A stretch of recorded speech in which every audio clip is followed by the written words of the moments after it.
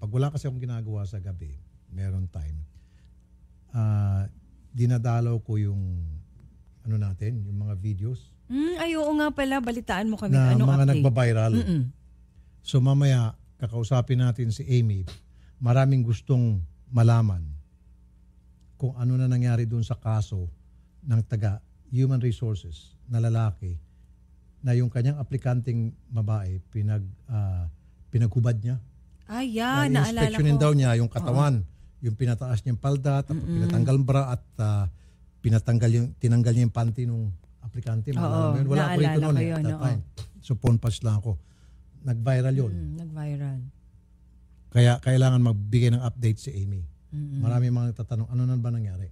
Yes, oo. Magkakaroon tayo ng update mamaya. Actually, agad-agad inaksyonan po ni Amy yun. Hindi nga lang agad nasabi ni Amy on air kung ano yung mga nagawa niya dahil ang dami niya pinapalo up araw-araw. Doble-doble na kasi trabaho ni Amy ngayon. Oo, sa dami kasi ng mga... Multitasking. Ito na yung kwento ni Amy Estanda. Okay, Amy Estanda na ating reporter ay magkikwento ng idol yung sinasabi mong na-ere last May 18. Oo, na kaso. Pag umupo na din si Amy, good news. Good news, Yan ang sinasabi natin. So, Amy, ikwento mo muna itong tungkol kay Ma'am Aleda. Wala ako rito noon na pumunta at maiyak-iyak pa nga siya. Kasama ating husband niya that time, ano? Hindi pa po, sir. Hindi po niya... Yung unang punta niya dito? Unang punta niya, opo. Nandito po yung husband po niya. Opo. Sige. Ano ba yung kanyang reklamo at ano yung nangyari doon sa reklamo matapos siyang makapagsumbong sa atin? Opo, ayun sir.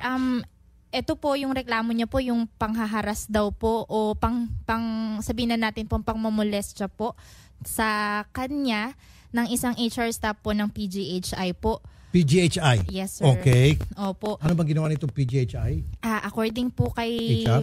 Opo, kay Ma'am Aleda po ay pinahubad po siya and then may mga sinabi na po na...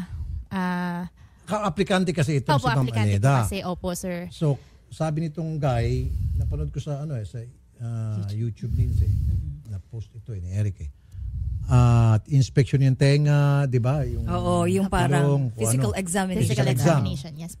Hanggang sa pinatanggal yung damit, pantaas, yung bra, saka yung panty, nung nakapanty na lang, siya pa mismong nagtanggal ng panty. So, sinabi mo, bakit mo ginawa yun? Dapat doktor lang kung kailangan man mag-inspeksyon. Pero anyway, naging mainit yung aming diskusyon noon, nagmamakaawa pa nga siya. Pero sabi ni Ma'am Aleda, para hindi katularan, talagang dapat pagbayaran mo.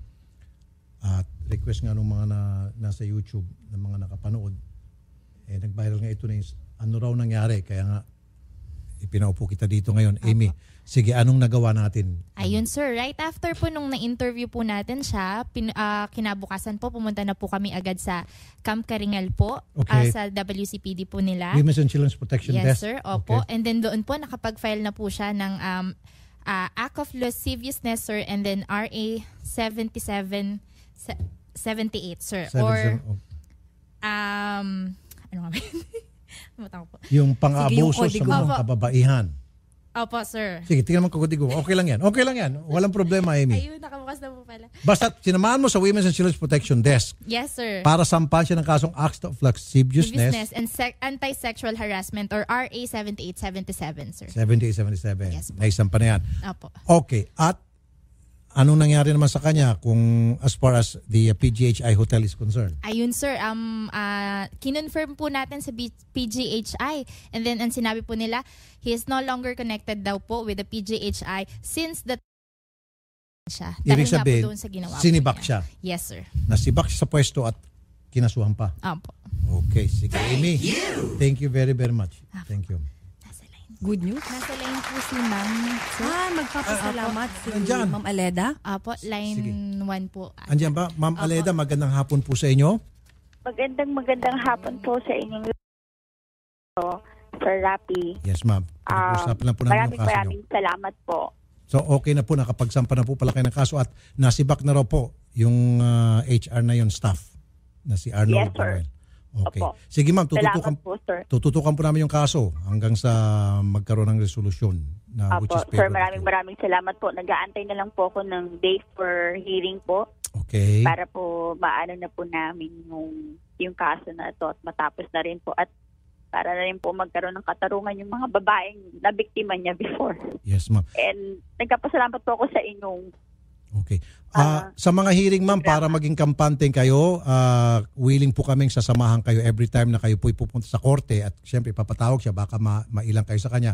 Andun po kami nakasuporta sa inyo, ma'am. Sabihin niyo na po yung schedule. Salamat po. Opo. Okay? Sige po. Salamat Opo. din po, ma'am Aleda. Maraming salamat po. And So Amy, sabi mo kay Ma'am Aleda, yung schedule niya, ibigay sa iyo yung pagpupunta sa korte. Diba? Para samahan natin tuwing hearing. Para hindi siya kabahan, hindi siya matakot, maging kampante siya. Okay. So parang accomplishment na rin pala ito. Accomplishment. Kasi nasibak yung si Manuel at nakasuhan. Oo. Hinihintay na lang natin lalabas yung warrant of arrest niyan. Kasunod niyan, sigurado ako mananalo si Ma'am Aleda rito. Nakapikit, hands down, panalo yung kaso niya. Kaya nga, ang susunod niyan, yung warrant of arrest. Sige. Be sure to come back. Use 5 everywhere. Copyright 2016.